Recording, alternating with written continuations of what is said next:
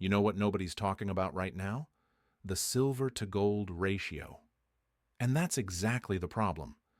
Because while everyone's been obsessing over Bitcoin hitting new highs and the stock market doing its thing, this one ancient metric just flashed a signal that historically precedes absolute chaos in the financial system. And the Federal Reserve? They're pretending they don't see it. Let me show you what I mean. Right now, as I'm recording this in mid-December 2025, silver is trading above $60 an ounce. Gold's sitting around $2,800. Do the math with me here. That puts the silver to gold ratio at roughly 46 to 1. Now, if you're not familiar with this ratio, stay with me, because this is where it gets interesting. For most of modern history, you needed about 80 to 90 ounces of silver to buy 1 ounce of gold. Sometimes it stretched to 100 to 1 during extreme conditions. But 46 to 1? We haven't seen levels this compressed since 2011. And you remember what happened in 2011, right? That was the year silver briefly touched $50 an ounce before getting absolutely demolished in a coordinated takedown that still has conspiracy theorists working overtime. But here's what's different this time. In 2011, the ratio compression happened during a speculative mania. Retail investors were lined up around the block at coin shops. Everyone and their grandmother was buying silver eagles. It was a frenzy.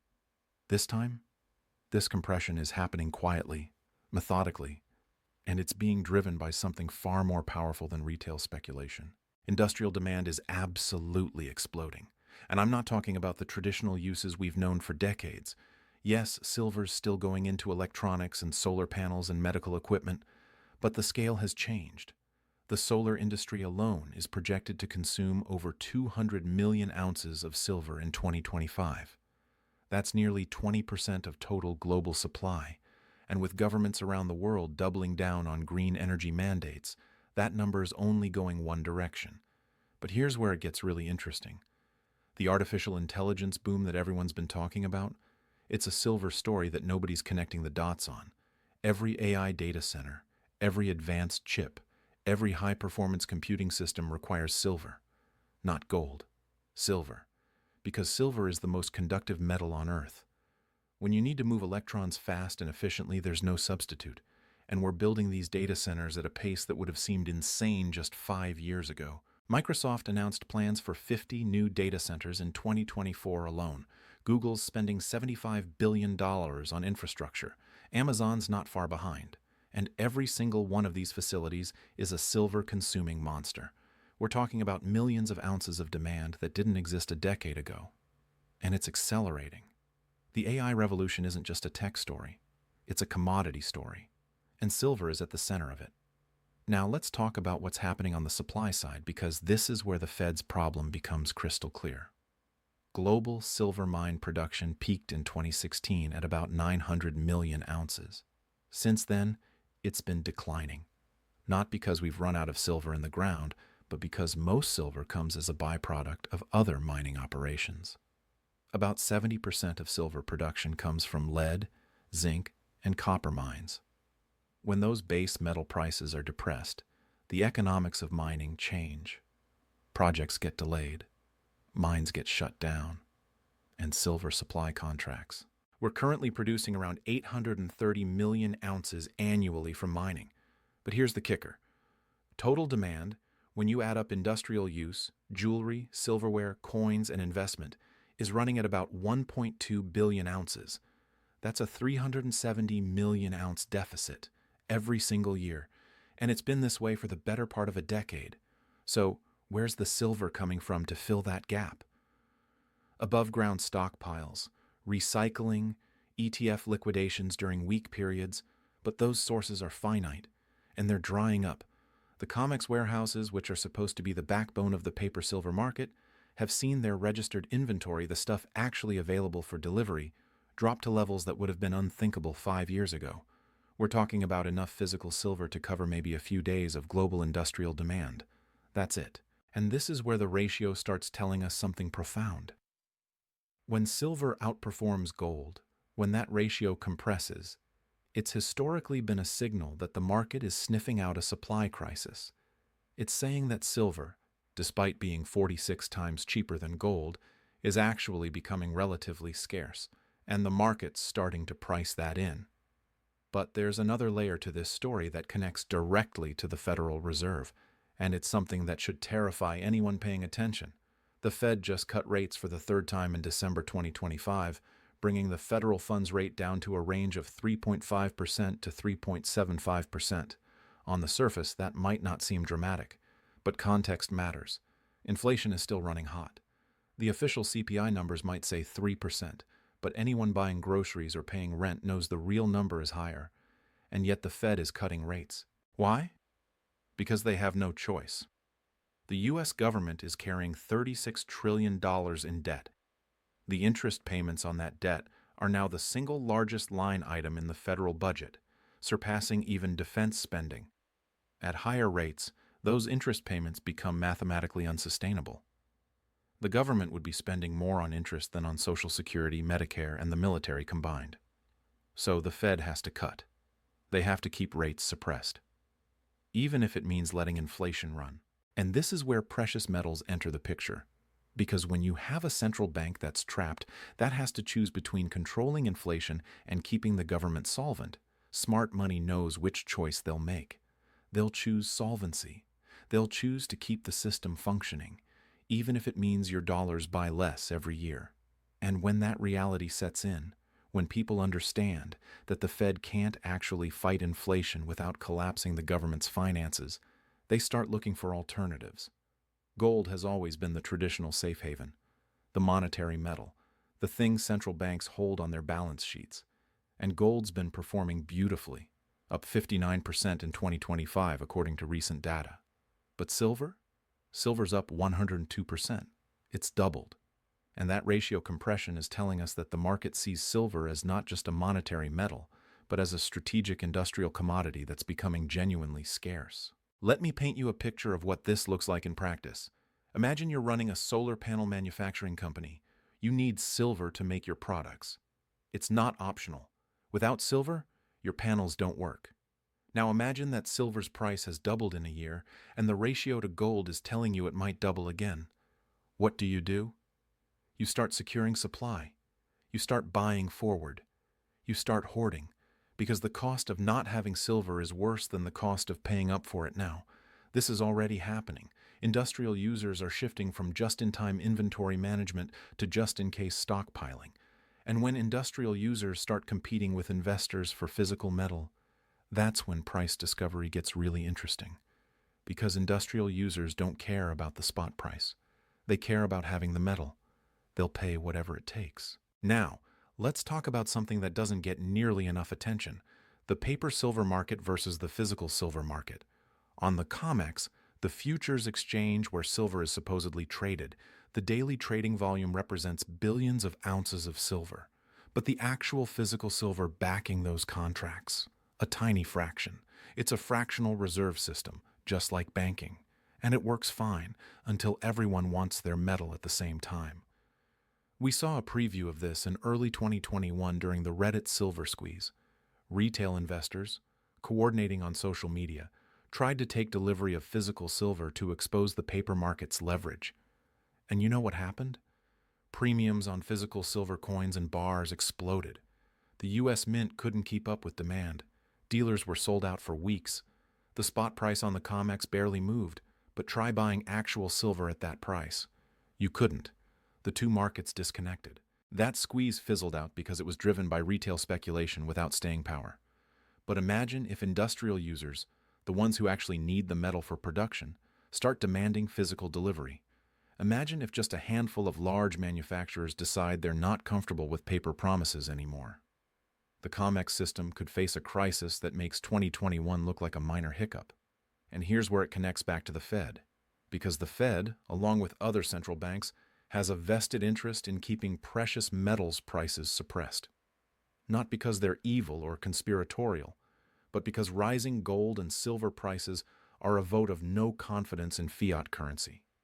They're a signal that people don't trust the monetary system, and central banks can't allow that narrative to take hold without risking a loss of control.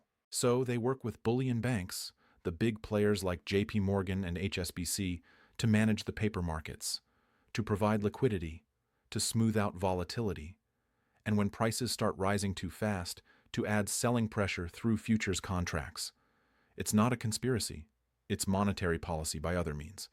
But it only works as long as the paper market maintains credibility, as long as people believe that a futures contract is as good as physical metal. The ratio compression we're seeing now suggests that credibility is eroding. When silver outperforms gold this dramatically, it's often because the silver market is smaller, more volatile, and more vulnerable to supply squeezes. It's the market saying, we're not sure there's enough physical silver to go around, so we're going to bid up the price until supply and demand balance. Let me take you back to 1980 for a moment, because there are some eerie parallels. In 1980, the Hunt brothers tried to corner the silver market. They accumulated massive positions, both physical and futures, driving the price from $6 an ounce to $50 in a matter of months. The silver-to-gold ratio compressed to about 17-1, the tightest it's ever been in modern history. And then the COMEX changed the rules. They implemented position limits, raised margin requirements, and basically made it impossible for the Hunts to maintain their positions. Silver crashed back to $10 within weeks. The lesson from 1980 wasn't that silver squeezes can't happen. It's that when they do, the powers that be will change the rules to stop them. But here's the difference between 1980 and now. In 1980, the squeeze was driven by two billionaire brothers trying to manipulate the market. Today, the squeeze is being driven by fundamental supply and demand. You can't change the rules to make solar panels need less silver. You can't regulate away the AI data center boom. The demand is real, structural, and growing. And the supply? It's not keeping up. Even if silver prices double from here, it takes years to bring new mines online. The permitting process, the environmental reviews, the infrastructure development, it all takes time. And in the meantime, those above-ground stockpiles keep getting drawn down.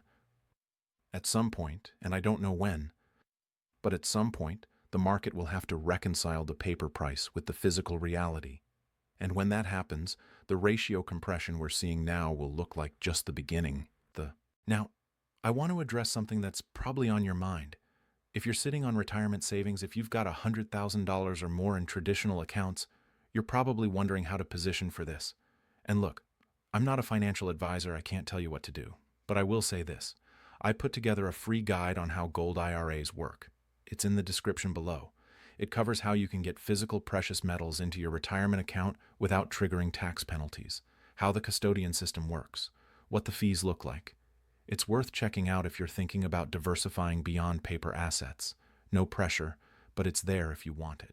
All right, back to the Fed's dilemma, because this is where everything converges. The Fed is trapped between inflation and insolvency. They can't raise rates without breaking the government's finances, but they can't keep rates low without fueling inflation. And precious metals, especially silver with its industrial demand component, are the canary in the coal mine. They're telling us that the market doesn't believe the Fed can thread this needle. And it's not just the U.S. central banks around the world are in the same boat. The European Central Bank is dealing with negative growth and energy crises. The Bank of Japan has been trapped in zero rates for decades. The People's Bank of China is trying to manage a real estate collapse while maintaining currency stability. Every major central bank is facing some version of the same problem. Too much debt, too little growth, and no good options. And what are they doing? They're buying gold.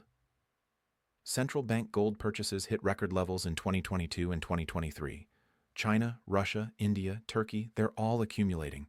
Not because they think gold is going to make them rich, but because they're diversifying away from dollar-denominated assets. They're preparing for a world where the dollar's dominance is no longer guaranteed.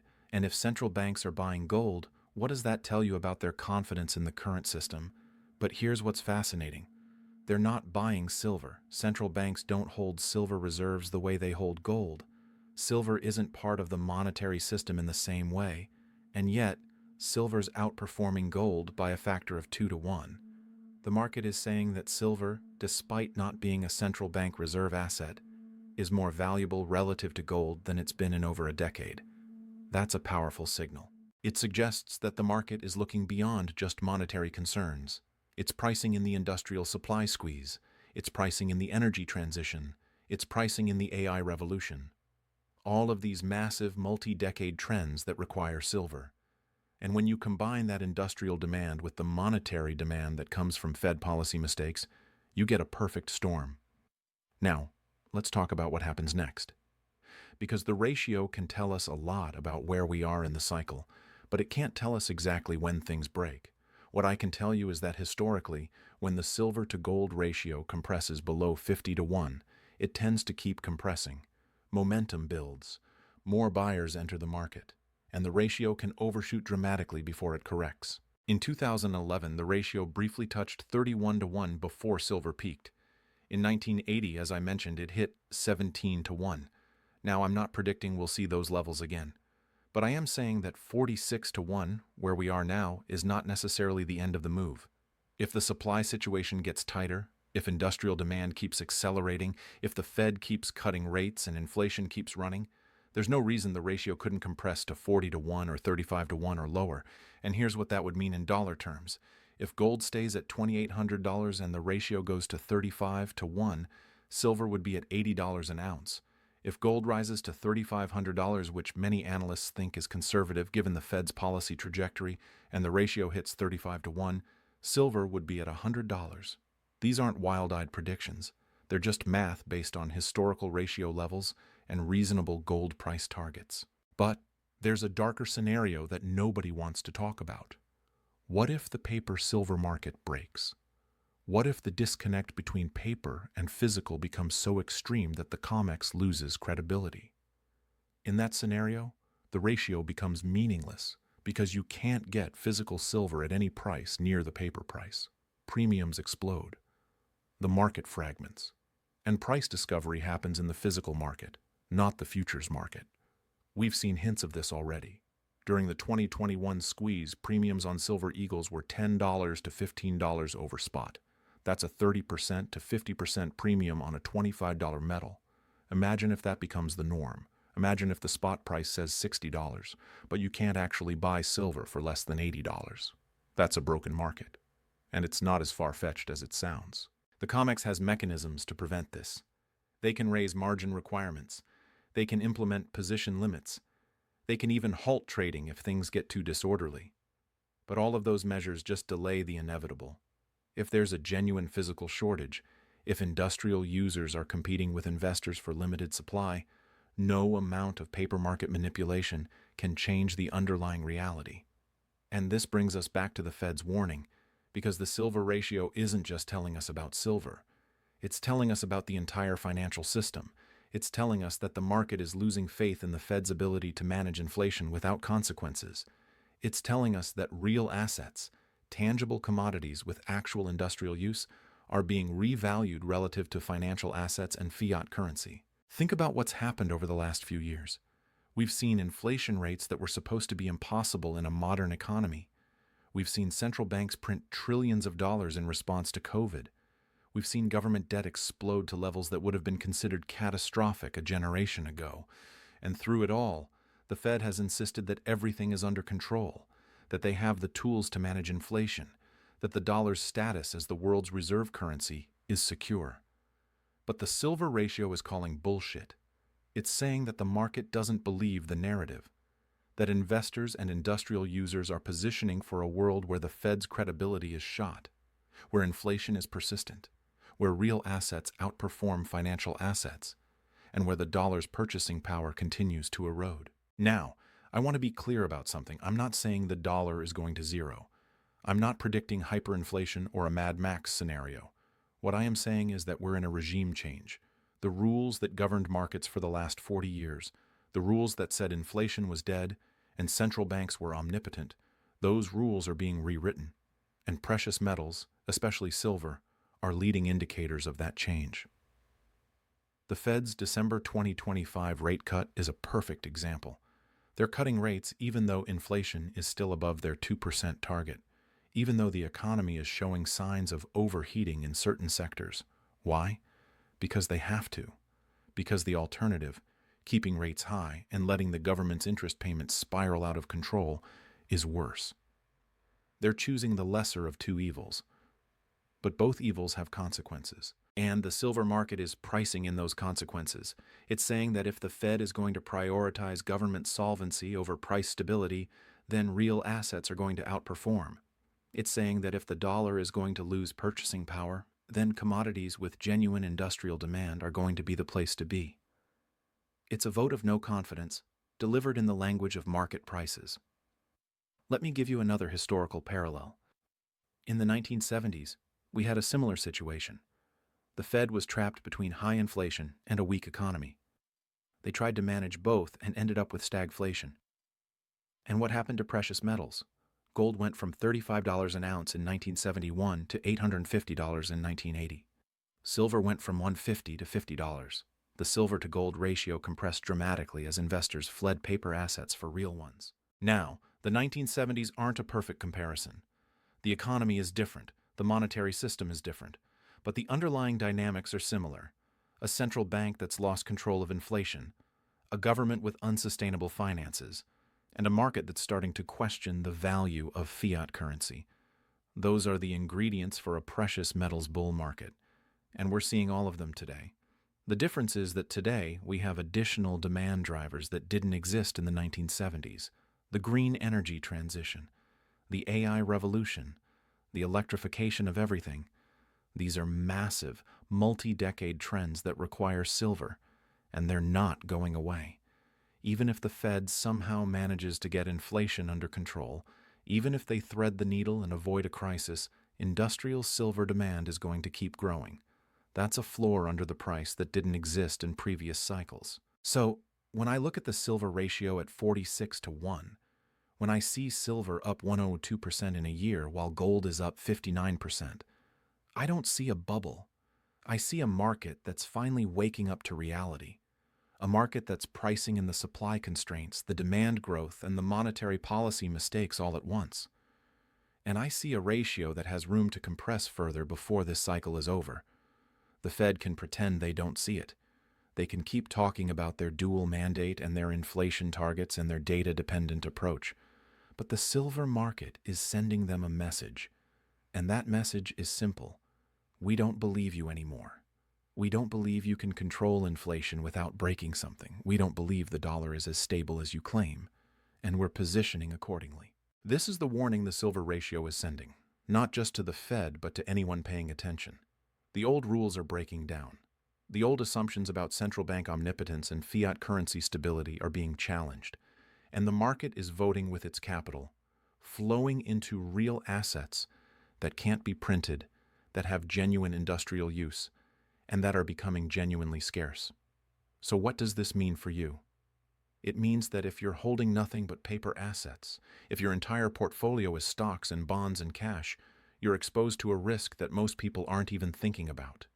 The risk that the monetary system itself is less stable than we've been led to believe. The risk that the Fed's policy mistakes have consequences that can't be papered over with more money printing. The risk that real assets outperform financial assets for the next decade the way they did in the 1970s. I'm not saying you should panic. I'm not saying you should sell everything and buy silver coins. What I am saying is that the silver ratio is telling us something important. It's telling us that we're in the early stages of a major shift. And the people who recognize that shift early, who position themselves accordingly, are going to be the ones who preserve and grow their wealth in the years ahead. The Fed's warning has been sent. The question is whether anyone's listening. Because if history is any guide, by the time the mainstream catches on, by the time this becomes obvious to everyone, the easy money will have already been made. The ratio will have compressed. The prices will have moved. And the opportunity will have passed. That's how these cycles work. The early movers get rewarded. The late movers get left behind. And the people who ignore the warning signs altogether, they're the ones who end up wondering what happened to their purchasing power. So pay attention to the silver ratio. Watch how it moves in the coming months. Because it's not just a number. It's a signal, a warning, a message from the market to the Fed and to anyone else who's willing to listen. The game is changing. The rules are being rewritten. And silver is leading the way.